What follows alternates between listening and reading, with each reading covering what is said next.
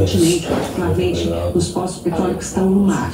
Então eu pergunto como se responde a essa crítica, o que a gente vai fazer com esse gás que a gente reinjeta nos poços e quanto vai custar para trazer esse gás da Argentina até o Brasil, ministro? Agora 1h02.